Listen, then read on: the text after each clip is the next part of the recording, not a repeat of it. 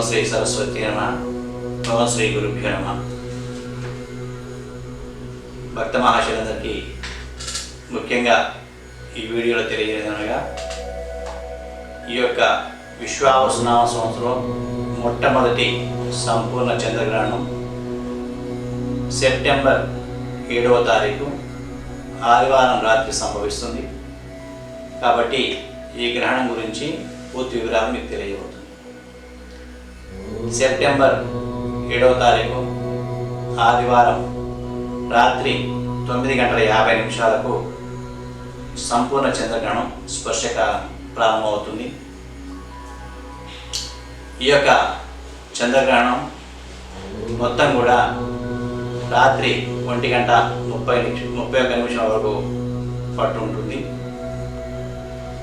అంటే ఈ యొక్క గ్రహణం మొత్తం 3:41 పట్టుబడి ఉంటుంది.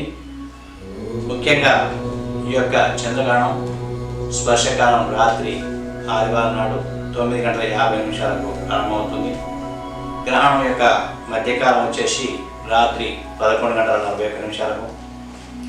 ఈ యొక్క చంద్రగ్రహణం విడుపు కాలం ఆదివారం రాత్రి 1:31 చంద్రగ్రహణం పూర్తిగా విడుపు ఉంటుంది.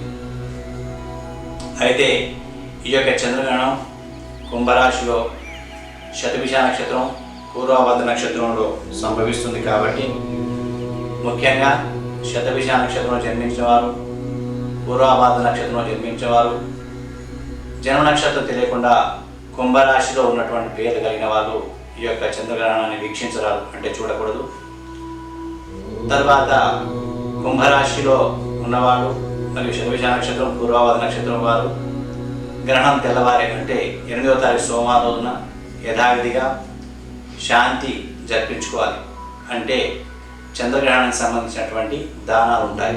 అవి ఏమిటంటే, ఇది రాహు గ్రహస్థ సంపూర్ణ చంద్రగ్రహణం కాబట్టి కిలోంబావు మినుములు, కిలోంబావు బియ్యం, ఒక రాగి పాత్ర, 500 గ్రాముల ఆవు నెయ్యి మరియు చంద్రబింబాన్ని తీసుకొని ఆలయానికి వెళ్ళి ఆలయంలో బ్రాహ్మణుచే మీ యొక్క గోత్రనామాలు చెప్పి, మీరు జన్మించినటువంటి నక్షత్రాన్ని చెప్పి, నక్షత్రం లేని వారు రాశిని చెప్పి, దానికి తగినటువంటి సంకల్పాన్ని చెప్పించుకొని గ్రహదోష నివారణార్థం అనేసి నేను చెప్పినటువంటి ఈ యొక్క ధాన్యాలు దానం చేసినట్లయితే ఆ యొక్క నక్షత్రంలో ఆ యొక్క రాశిలో పడినటువంటి గ్రహదోషాలు మొత్తం కూడా దూరం అవుతాయి.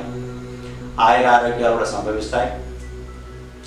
అదేవిధంగా కడుపుతో ఉన్నవాళ్ళు అంటే ప్రెగ్నెన్సీతో ఉన్నవాళ్ళు దయచేసి సాయంకాలం 6 గంటల వరకు భోజనాలు చేసి ఉండాలి.